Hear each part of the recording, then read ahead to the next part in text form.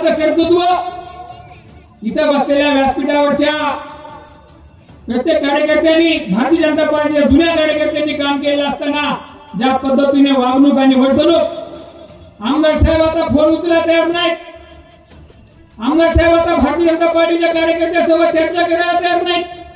आम्हाला आमदार साहेबांकडून निधीची आवश्यकता नाही. या पाथरी विधानसभेतले 20 पेक्षा जास्त गावं गोदाकाठचे बाधित झाले असताना ते कुठं होते त्याचा पत्ता नाही. ठाण्याला जाऊन आले, एक व्हिडिओ काढला. आम्ही तक्रार करत नाही, पण वास्तव आपल्या सर्वांना माहित असलं पाहिजे. आम्ही लई मोठी घोडचूक केली म्हणून पालकमंत्री महोदयांच्या मागे लागलोय.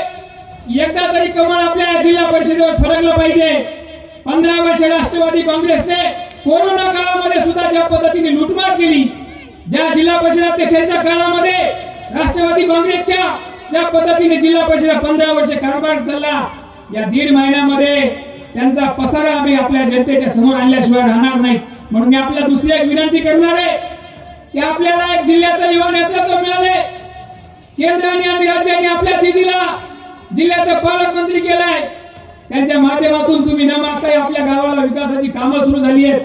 भावांनो, मी आपल्याला नम्र विनंती करणार आहे की आपण या पाथरी तालुक्यातूनही आदरणीय दिदीच्या नेतृत्वामध्ये 5 जिल्हा परिषद सर्कल आहेत. प्रत्येक ठिकाणी भारतीय जनता पार्टीचं कमल उभं राहणार आहे. आणि मला सांगायला आनंद होतोय, राज्य सरकारने, भारतीय जनता पार्टीने, अन्य मंडळींनी सर्वे केले.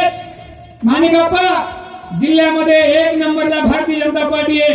30 पेक्षा जास्त जागा या ठिकाणी जिल्ह्यात भारतीय जनता पार्टी दाखवत असल्यामुळं आपलाही परिसर, आपलाही तालुका आपल्या नेत्याच्या, आपल्या मेघना दिदींच्या पाठीशी आपण येणाऱ्या निवडणुकांमध्ये खंबीरपणाने उभा करावा. उमेदवार कोण असेल, दिसायला कसा असेल माहित नाही, पण उमेदवार भारतीय जनता पार्टीचं कमळ असणार आहे.